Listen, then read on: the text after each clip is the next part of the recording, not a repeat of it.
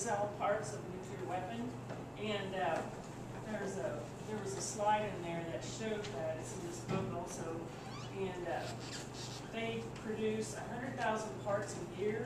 They're more productive now than they were in the Cold War. They have 5,000 shipments every month, and they are very, very efficient and productive. Jay tells me they're the most I don't know, productive ones in the whole complex. And they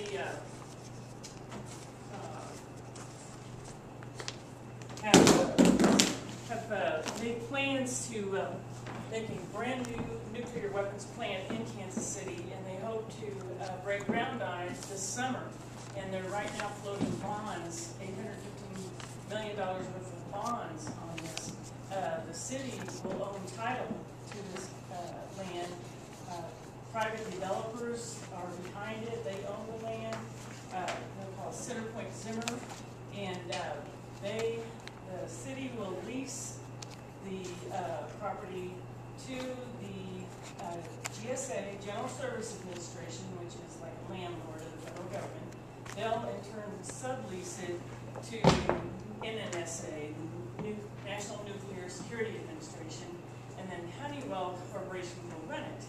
And over 20 years, they'll be paying the lease to purchase on this, and then the private developers will own it. And so it's privatizing a federal weapons production plant. Congress has said they'll never let this, be snuck through like this again.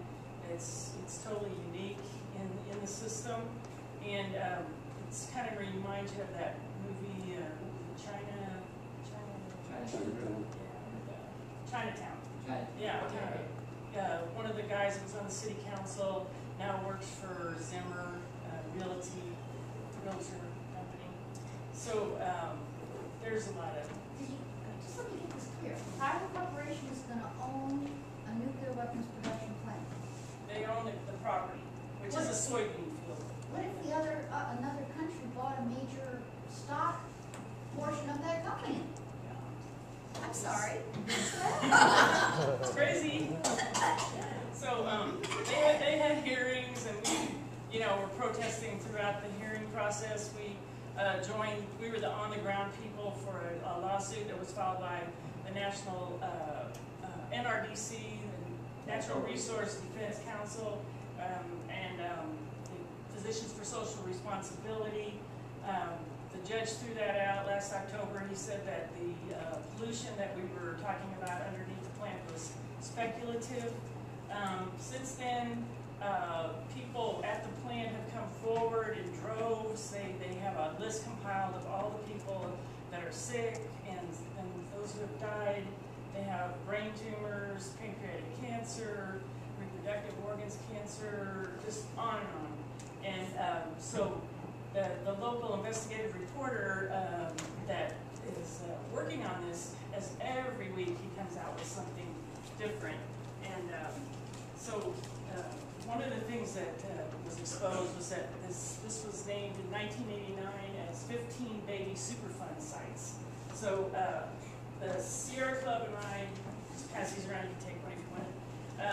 We wrote a letter to the EPA that we thought because of all these scandals that were occurring, we thought that maybe they ought to look at that again. Because I'm thinking they just did that to avoid having it up on the list of priorities, to avoid having to clean it up. And that's just my suspicion. But the new head of the EPA in our region actually called me on the phone one morning and told me they were going to do that. Oh, great. So Senator Bond has called for a investigation into what is going on at the plant, but he's got an agenda that he wants the GSA building part of it, a new building built downtown for $200 and some million. So it's kind of playing to his advantage there. And also it's playing to the advantage of having a new plant, because they're like, oh, this one's contaminated now, we've got to get out. So we had an action in June, and we passed these out and gave them to the plant, so you guys can take some of those if you want. And those are our objectives. We want the plant, well, it's going to be shut down. We want it cleaned up. Right now they have it contained. They spent about $60 million to contain all that. It's got PCBs, VOCs, it's got beryllium, plated uranium, chromium 147, highly cancerous TCE. And so there's been a lot of mismanagement of that up until, I would say, maybe the last couple of years. Things are a little better as far as the rivers go anyway. But they did find TCE in the daycare, which they started on the property 15 years ago. And the kids, they have breathing trouble, they have developmental disorders, not good. And the person that first started working in the daycare, she's now on oxygen and some other things. So one of our young people in our group, she did this piece of art. I thought it was really good. And I put that on a bid sheet. We carried that in our protest when we got arrested last week. But this is a little list you can sign up for if you would like to know whenever they do have groundbreaking. If you'd like to come and be a part of the protest, we're building up a listserv and we'll send out a blast and let you know, or just to keep informed on what's going on.